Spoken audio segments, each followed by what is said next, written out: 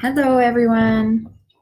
My name is, for all of you new people joining, and new people in the group, my name is Amy Bolton. I am an integrative nutrition health coach, and I support women recover from their postpartum depression and anxiety, support them in that journey. I'm just gonna share with my group here because I have lots of ladies on my group who are looking forward to this video.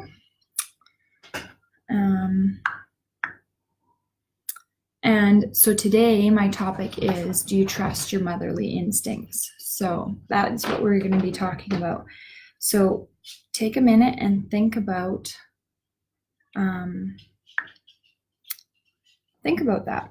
Do you trust your motherly instincts? Oh, and I was on the wrong page here. We're going to find where we're supposed to be sharing to my group.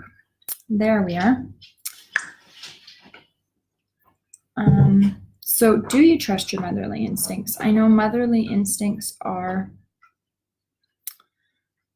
something I think we're becoming less and less in tune with. Even though they're there, they've always been there. Okay, so we've shared with my group. So, I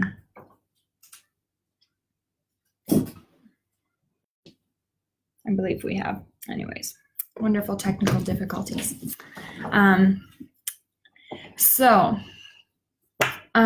intuition. So intuition comes from your feminine side of your energy. So we all have masculine and feminine energy. We're all energetic beings, right? So our motherly instincts come from that feminine side. So when we give birth to a child, we get a flood of the hormone oxytocin. And oxytocin gives us that love hormone, that motherly instinct, so that connectedness. And when we are looking at that intuitive motherly feeling, that's a feminine energy. So the intuitive feeling, that creative energy, that nurturing energy, that all comes after birth. And that's to protect our baby. That's to protect us. And that's what that's there for. So we're flooded with more of that feminine energy. And I think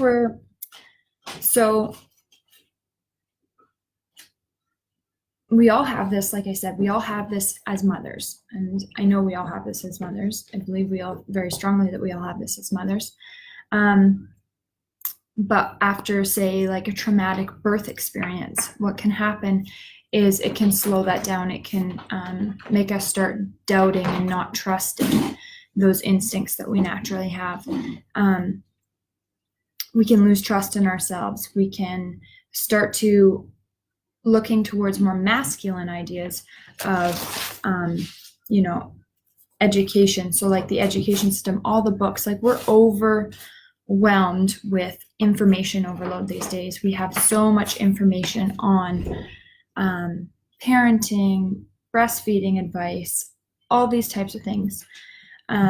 And so then we start to go to more of a masculine approach, like maybe I'm not doing it right. You're not trusting yourself. So you switch over to making decisive action. Maybe I need a rigid sleep schedule. Maybe I need, to be breastfeeding every couple hours. Hey, Carly. I'm glad you're joining and I'm glad you're saying hi. So if you're joining me live, feel free to say hi. If you're watching the replay, of course, say hi as well and let me know how you're doing. So I'm asking everybody if they trust in their motherly instincts, and we're talking about this feminine and masculine energy. So when you're, not trusting those feminine instincts, you're not trusting yourself. You resort to those masculine ways that society has kind of gone to. So we've lost the villages and the smaller connected communities that we used to live in. So society nowadays is not very supportive of the new baby, the new mother. Unfortunately, it's just the way things have gone. And in the past, my cats are crazy, by the way. They just love the mornings when I wake up. They just get crazy. So they're attacking my curtains. Anyways, so today's society has all these influences. We have the lack of support. It's just so different. We're not as supported as we were in the past as new mothers. So Carly's saying, I have a hard time trusting anything I do. I feel like a horrible mom most days, and I think it has a lot to do with my postpartum depression. Yes. So it all compounds, right, Carly? It's like, so we have this motherly intuition when we first become moms. And when we aren't in tune with it and we start doubting things, and then the hormone floods and all these different things and different factors in our lives impact our postpartum depression and anxiety. And it can be really hard. And I totally get where you're coming from. And this is the thing, is we need to start going back to trusting these instincts, trusting that we are the best mother for our child. We are doing the best job for our children, that we can do that. We have it all deep within us. And this is the message I want to get across to all you ladies is, we need to start believing in ourselves and trusting that we can do this, and that, and get out of that masculine. So I'm talking about this masculine energy. So masculine energy is more competitive, controlling, achieving, risk-taking, those types of things. So when we start following all these books, I'm not saying all of the books are this way. There is some feminine energetic ideas in books, but I'm saying the more logical thought, the more thinking in your mind, right? Versus just going into that intuition, that motherly intuition we're all born with, that nurturing, caring side of us. So if we can kind of go back to more of that, that's naturally where us as mothers are meant to be, to protect our children, to be there for our children, to tune into their cues. And in the past, like I was talking about, we were more surrounded with communities. So in this day and age, it's very important that we surround ourselves with love and supportive people who are going to help increase that oxytocin level, help bring that up. Now, even in cases where you've had a traumatic birth experience, it's very important to keep that loving, supporting, that massage, that connection, that whatever feels good to you, those loving, calming, happy hormones, right? So let's try and bring that back up to support our mothers, is what I'm saying. So you want to make sure you're surrounded with love and support. And the other thing I wanted to touch on with this feminine, masculine energy and your motherly intuition is anger comes up a lot. I see us all talking about anger, and I know anger was a huge, huge thing for me. And it's scary because a lot of us are grown up or have grown up with the belief system that anger is not a good thing, that we can't be angry, we shouldn't be angry, so we end up tucking it away and trying to ignore those feelings. But anger is a natural way that our body is telling us that something's going on. And it's also, after having our baby, oxytocin, if we are in a situation that is dangerous or a bit more scary for us as a mother, anger is your natural biology trying to protect you and your baby. So maybe you're fearful of germs coming up, or germs around your baby. Now that's okay. That's totally okay. And that can come out as anger, worry, and that's just our natural defense. And that's what your body is supposed to be doing. Hi, Kim. Thanks for joining us. And let me know if you have any questions throughout this live. I'll be happy to answer them. And if you're watching the replay, feel free to ask any questions, and I would be more than happy to answer them for you guys. I'm just going to see if I can see if there's anybody asking questions over here, because I did share the video too, so that more people could see it.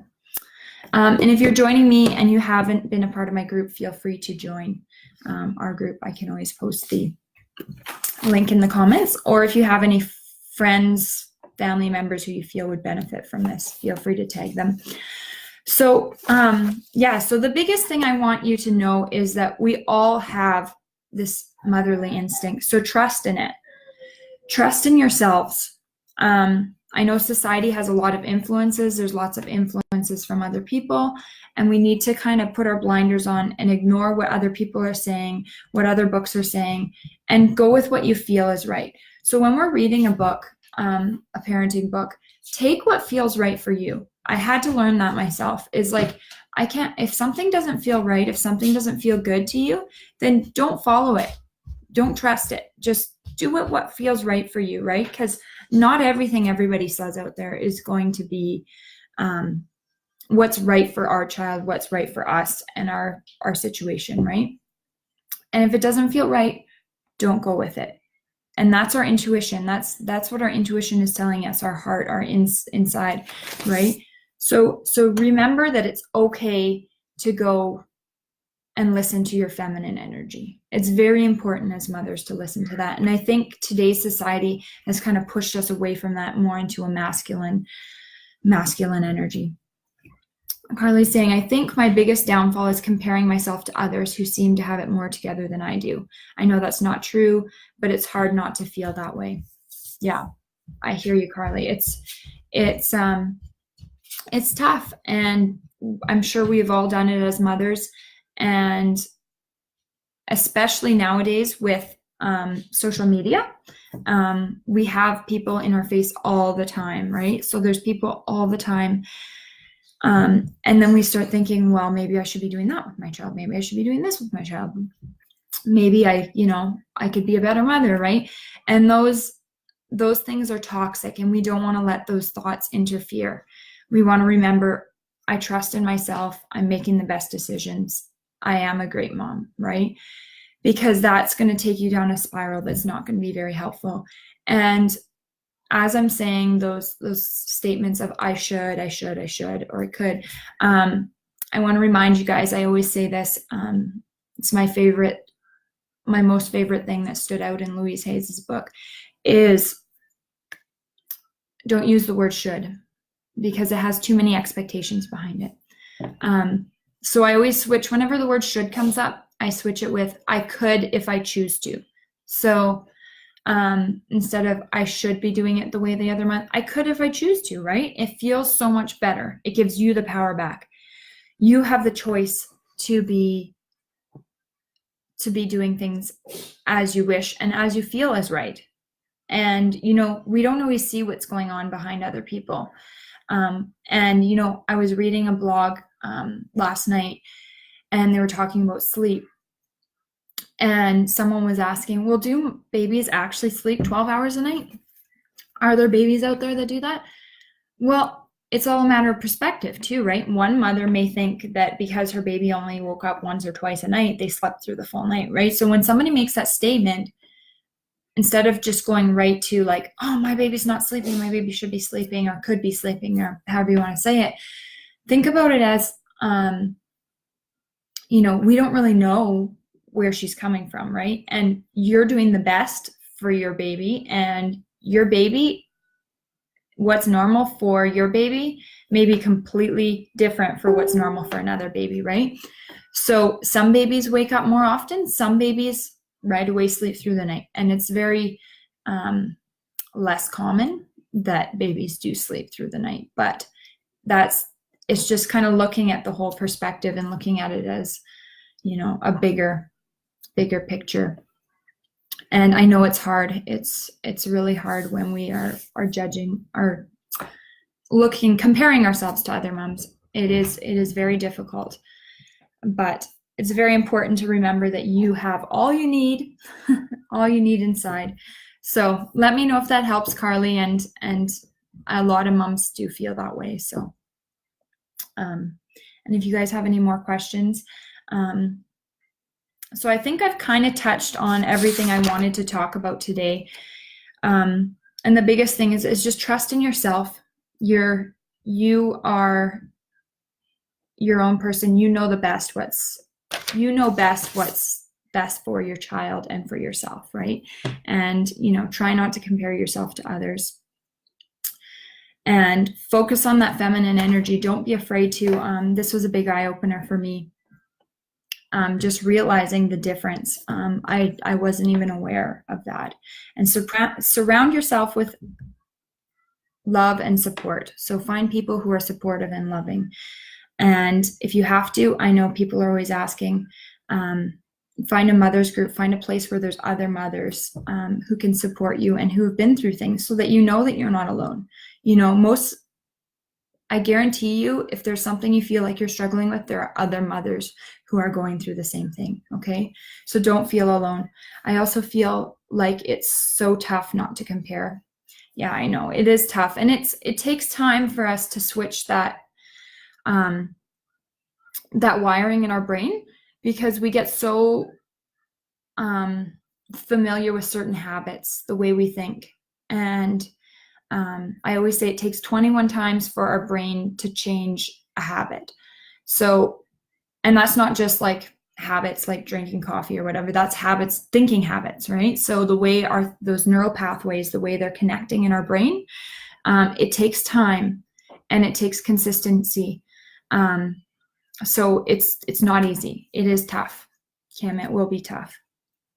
But we're here to support you, and I'd love to let you know, all of you ladies, that if you want to chat with me, I offer free one-on-one consultations to see if working together is something that you'd be interested in.